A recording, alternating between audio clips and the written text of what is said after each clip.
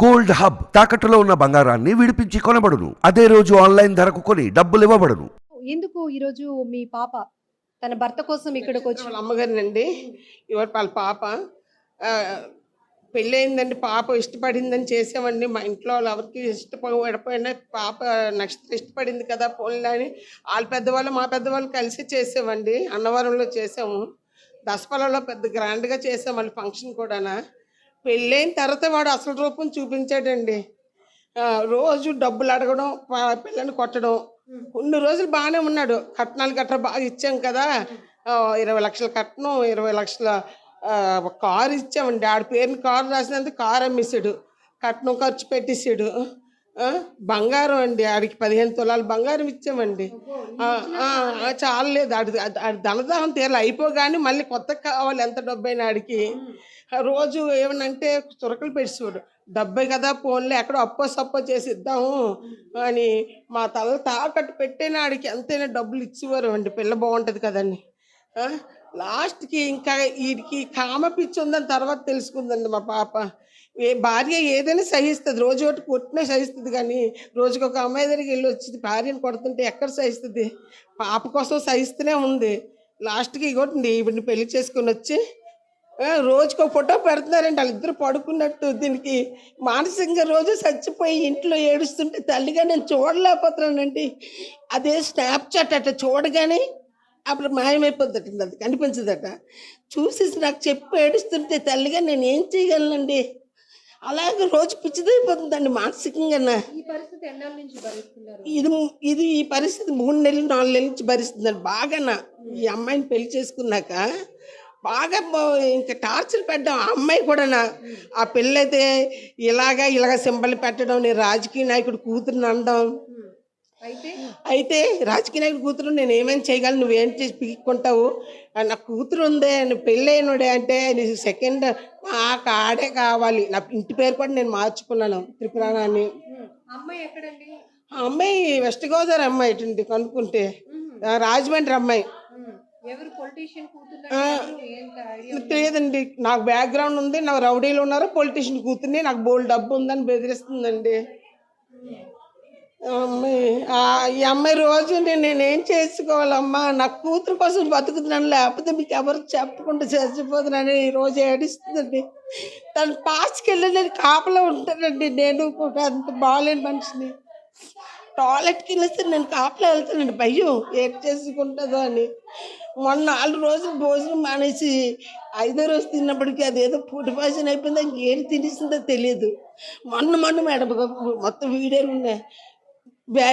Behera hospital ఉంది కదండి, గోపాలకృష్ణ దగ్గర రాత్రి అంతా ట్రీట్మెంట్ అయిందని కాబట్టి అలా అక్కడ ఇస్తారు సాక్ష్యం. 2 రోజులు 3 రోజులు హాస్పిటల్లో ఉంచి పంపించారండి, ఫుడ్ పాయిజన్ అయిందని చెప్పారండి. సాధారణంగా ఎవరో కొంతమంది మగవాళ్ళకి వ్యసనాలు అన్నది చూస్తూనే ఉంటాం. కానీ నేను కూడా విన్నాను ఆ కాల్ రికార్డ్స్, అతను మాట్లాడుతున్న తీరు. పిల్లలు ఎవరికైనా పుట్టేస్తారు అంటే ఈ భాష మీడియా ముందు, కెమెరా ముందు మాట్లాడకూడదు. కానీ అతని మీద ఎంత అసహ్యం వేస్తుందో, ఏం జరిగిందో భార్యాభర్తల మధ్య తెలియదు. కానీ మరి పాప అని ఈమె అంటుంటే 2 చుక్కలు లోపలికి వెళ్తే ఎవరికైనా పుట్టేస్తారు, ఎలాగైనా పుట్టేస్తారు అంటున్నాడు. అసలు అతను మనిషేనా? అతను ఫేస్ లో ఉన్న బ్యూటీ క్యారెక్టర్ లో కోసన కూడా లేదు అనిపిస్తోంది. చాలా దారుణంగా. ఏంటమ్మా ఏ సందర్భంలో అంటున్న మాట్లాడు? భార్యకి సెక్స్ చేయడం రాదంటాడండి. పాప ఎలా పుట్టిందంటే 2 డ్రాప్స్ వేస్తే కొద్దివాళ్ళకి కూడా పుట్టేస్తారు అంటున్నాడండి. ఆడు వాళ్ళ అమ్మకి అలాగే పుట్టాడండి. ఆడు మనిషే కదా, అమ్మకు పుట్టినాడు ఏమన్నా అలా మాట్లాడుతాడండి. ఒక సంవత్సరం ఆ మాటలు వింటే అది విని పిచ్చిదైపోయిందండి నా కూతురు. అమ్మ నాకు చేస్తారు అది అంతే, తల్లికే చెప్పుకుంటుందండి పిల్ల. వాళ్ళ నాన్నకి వాళ్ళ తమ్ముడికి ఏడు చెప్తామండి.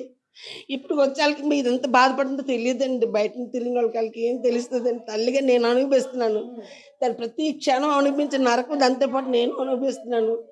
ఏమైపోతుందో పాప ఉండబట్టి నా కూతురు బతికిపోయిందండి, లేకపోతే పాటికి ఏమైపోయిందండి. నేవల్ డాక్యార్డ్ లో జాబ్ కూడా మీరే వేయించారట? అవునండి, మాకు తెలిసిన వాళ్ళ ద్వారా నేవల్ డాక్యార్డ్లో మేమే వేయించామండి. మేమే వేయించాము. వాడికి అసలు గతి లేని వాడు, బ్యాక్గ్రౌండ్ లేదు, ఏమీ లేదు.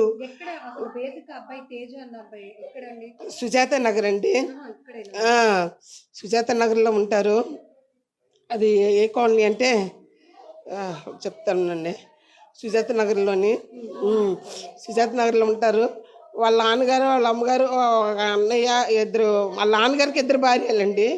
ఫస్ట్ భార్య అయితే విడిపోయిన తర్వాత ఈ రెండో భార్య చేసుకున్నారు. వాళ్ళు పర్వాలేదండి, వ్యక్తిగత వాళ్ళ నుంచి మాకు ఎప్పుడు ఏం అనిపించలేదు, ఇబ్బందులు లేవండి. వాళ్ళు కూడా భార్యను చూసుకోరా వాళ్ళ నాన్నగారు చాలా చెప్పి చూసారండి. లాస్ట్గా అతను చెప్పిన రికార్డులు కూడా ఉన్నాయండి. అలాంటి అదొని నన్ను ఏం చేయంటారమ్మా, వదిలేయండి అమ్మా, అలాంటి అదొని సచ్చాడని వదిలేయండి అమ్మా అని చెప్పిన మాటలు ఉన్నాయండి. వాళ్ళ నాన్నగారు కూడా అవి ఇమ్మని ఇస్తాము. వాళ్ళ నాన్నగారు కూడా అదే చెప్పారండి, సచ్చాడని వదిలేయండి అమ్మ అంటే, మా అయ్యగారు నా పాప పరిస్థితి నా పరిస్థితి ఏంటని అడిగిందండి. అడిగితే నేను ఏం చేయమంటానమ్మా, అలాంటి గాలి అదని తెచ్చి నా కూతురికి మా ఇంట్లో వాళ్ళందరూ వద్దని చెప్పారండి, లవ్ మ్యారేజ్లు వద్దు వద్దు అని. ఈ పిల్ల ఏమైపోద్దని చేసామని మెయిన్ అండి. నాకు పాప బాబు అండి. నక్షత్ర పెద్దది. ఎప్పుడు వెంకటేశ్వర స్వామి మాల వేసుకుని వచ్చేవాడండి. ఆ సుజాత నగర్లో వెంకటేశ్వర స్వామి గుడికి వెళ్ళేవాడు. ఆ పంతులు గారు చెప్పారట, నీకు ఈవిడే భార్య అవుతుందని చెప్పారు, నువ్వే నా భార్య అవట అనుకోని అది ఒక మాయలోకి తీసుకెళ్ళిపోయాడు.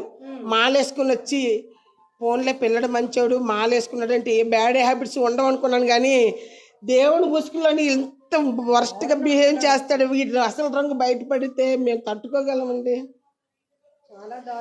చాలా దారుణం అండి. ఇప్పటికి వచ్చి సమాజానికి మేము చెప్పలేదండి, ఇప్పుడు మీ ద్వారా సమాజానికి తెలియాలి. మేము మా చుట్టాలకు కూడా చెప్పుకోలేదు కనీసం వీడు ఎంత నీచుడని. ఎందుకంటే ఎవరికి ఇష్టం లేని సంబంధం మేము చేసుకున్నాం, ఎవరికి చెప్పినా మాకు న్యాయం జరగదు. ఈడు అన్నాడు, నేను పోటుగాడిని, నన్ను ఎవడు పీకినాడు లేడటండి. చేయలేదండి, డైవర్స్కి వద్దనేస్తుందండి ఆ పిల్ల నక్షత్ర. నాకు డైవర్స్ కాదమ్మా, వాడు మారాలి, పాప ఉంది కదా తండ్రి అని. కనీసం ఫాదర్స్ డే రోజు పాప ఏడ్చిందండి.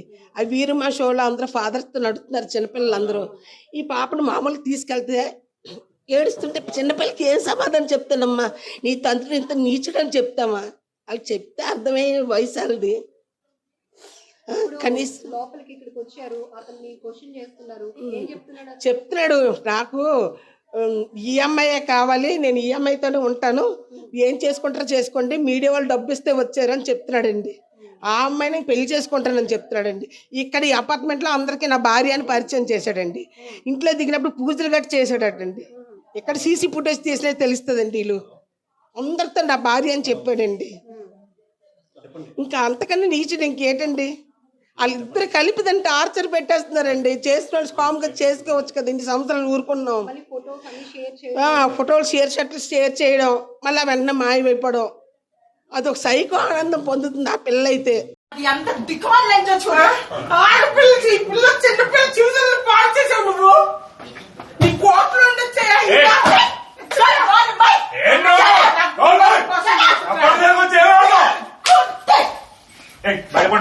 Hey, out of my office.